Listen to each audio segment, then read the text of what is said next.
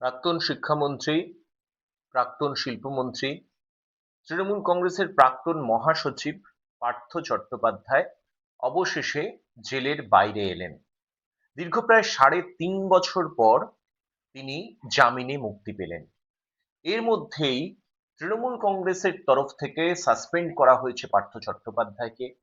তিনি ধরা পড়বার মাত্র কিছুদিন পরেই পার্থ চট্টোপাধ্যায়কে দলের তরফে সাসপেন্ড করা হয় এবং অভিষেক বন্দ্যোপাধ্যায়, তৃণমূল কংগ্রেসের সর্বভারতীয় সাধারণ সম্পাদক, তিনি রীতিমতো সাংবাদিক সম্মেলন করে পার্থ চট্টোপাধ্যায়ের এই সাসপেনশনের ঘোষণা করেন।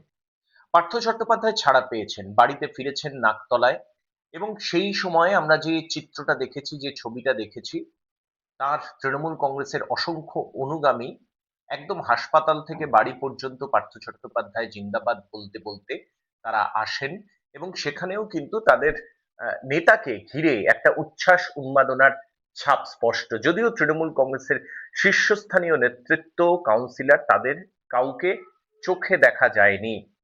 পার্থ চট্টোপাধ্যায় তিনি মমতা বন্দ্যোপাধ্যায়ের উপর আস্থা রেখেছেন, সরাসরি ভাবে তিনি জানিয়েছেন, এবং ছাড়া পাওয়ার পর তিনি বলেছেন যে তিনি নির্দোষ। কিন্তু এই মুহূর্তে পশ্চিমবঙ্গের রাজনীতিতে অত্যন্ত গুরুত্বপূর্ণ ফ্যাক্টর হতে চলেছেন পার্থ চট্টোপাধ্যায়। সামনে ২০২৬ সালের নির্বাচন, এবং এই নির্বাচনে পার্থ চট্টোপাধ্যায় কি করবেন? তিনি দলের সঙ্গে থাকবেন, নাকি তিনি দলের সঙ্গে থাকবেন না?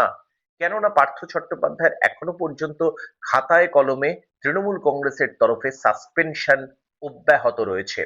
যদিও সেই সাসপেনশন উইথড্র করা এবং তার নিজের মতামত জানানোর জন্য মমতা বন্দ্যোপাধ্যায়, অভিষেক বন্দ্যোপাধ্যায় এবং রাজ্য সভাপতি সুব্রত বক্সীকে চিঠি লিখবেন, তিনি নিজেই জানিয়েছেন এই কথা। কিন্তু দোর্দণ্ড প্রতাপ, এক সময়ের মন্ত্রী, শাসক দলের শীর্ষ নেতা এবং অভিজ্ঞ রাজনীতিক পার্থ চট্টোপাধ্যায় তিনি বলেছেন যে মাছ জলেই থাকতে চায়। অর্থাৎ পার্থ চট্টোপাধ্যায় যে আগামী সময় রাজনীতিতেই থাকবেন, সে কথা জেল থেকে বাড়িতে ফিরে সরাসরি ভাবে জানিয়ে দিয়েছেন তৃণমূল কংগ্রেসের প্রাক্তন শিক্ষা ও শিল্পমন্ত্রী পার্থ চট্টোপাধ্যায়। এখন বিষয় এটাই যে মমতা বন্দ্যোপাধ্যায়, অভিষেক বন্দ্যোপাধ্যায় পার্থ চট্টোপাধ্যায় সম্পর্কে কি অবস্থান নেন।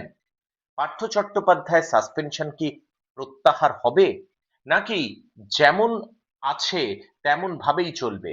আর যদি সাসপেনশন প্রত্যাহার না হয়, দল যদি তাদের যে অবস্থান পার্থ চট্টোপাধ্যায়ের প্রতি, সেই অবস্থানে অনড় থাকে, তাহলে অভিজ্ঞ দুঁদে রাজনীতিক পার্থ চট্টোপাধ্যায়ের আগামী রাজনৈতিক সফর কোন দিকে হবে ২০২৬ সালের নির্বাচনের আগে, এই মুহূর্তে সেটাই কিন্তু পশ্চিমবঙ্গের রাজনীতিতে সব থেকে বড় প্রশ্ন হতে চলেছে।